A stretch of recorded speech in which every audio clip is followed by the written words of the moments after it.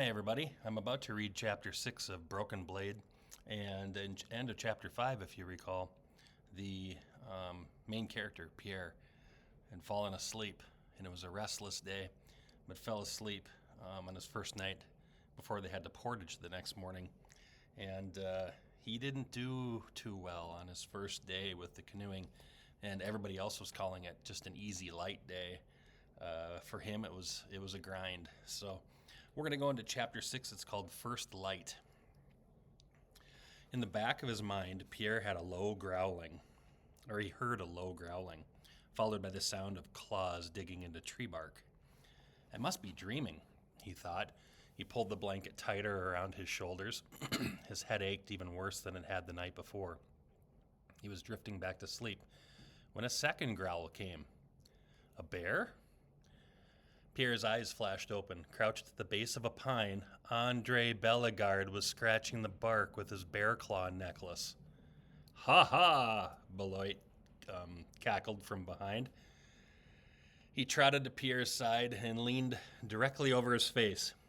Portage time, he croaked, his black eyes glittering. Say goodbye to your pretty dreams. That's not very nice.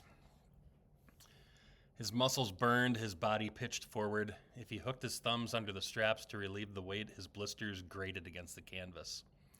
Thankful for his strong legs, Pierre barely felt the load on his lower body until he was well over the rise. But as he worked his way down the backside of the ridge, he suddenly wondered if he was even going to make it. The muscles in his legs trembled with each step, and his calves burned. Knowing he was the last one on the trail, he thought for a moment about tossing his pack into the brush, and he could hike home in a day, he figured, and that his pain would be gone for good. When Pierre noticed a mossy patch of ground ahead, he decided to rest for a little bit. Just then, he saw a bright patch of blue through the underbrush. Water. He held his pace, knowing that if the path turned rough again, he's never going to make it. The trail took a sharp turn to the left and suddenly got steeper, and Pierre groaned. No stopping now. Partway down the hill, he looked up. The entire crew was standing at attention below, facing him, and Pierre heard taunts and jeers inside his head. And then they stared, just strangely silent. As Pierre leaned into the tump line, he saw La Petite whisper something to Lalande, and both men grinned. I'll show them, he vowed silently. Throw caution aside, he doubled his pace, risking a headlong tumble. His legs gave out as he reached the shore. La Petite caught him under his arms as the weight of Pierre's pack twisted his body around and jerked him forward. His feet flew up and he nearly rolled into the river. Suddenly the men cheered. Yay! La Petite, I don't think that's how they cheered, but you can make it up in your own mind. Le Petit helped Pierre out of his pack straps and onto his feet. Several men stepped forward and clapped him on the back. He was confused even more when Charbonneau stepped forward and shook his hand, saying, Fine carry, son. Good job, laddie. McKay tipped his cap. You showed him, Lalande said. And Emile, who had thrown his cap into the air, patted Pierre on the shoulder. Pierre's head throbbed, and he was confused by all the attention. It wasn't until Pierre saw Beloit toss a coin to Le Petit that he finally figured things out. Pierre knelt to examine the pack. He lifted the flap and a handful of musket balls rolled out. Someone stuffed his bag with bags of lead shot. He wondered how many had bet against him making it. Pierre took out one of the heavy balls in his hand and stood up. His knuckles went white as he squeezed that in his palm. How stupid could he be? It was a lucky carry, Beloit said, spitting into the rocks at Pierre's feet. A man-sized portage would have flattened him. I told them you'd make it, Le Petit said, but they refused to believe me. Their doubt has cost them dearly. And he paused and rattled those newly won coins. Here, I have a sound effect for that. Newly won coins in his palm. See, I won some coins.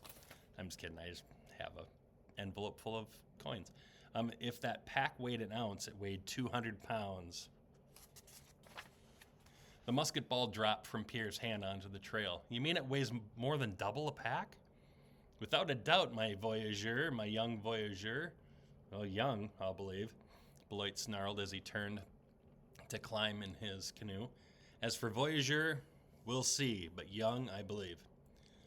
But Pierre was looking at his pack and amazed at what he had done. La Petite gave Pierre one more clap on the back and he waded out to his canoe.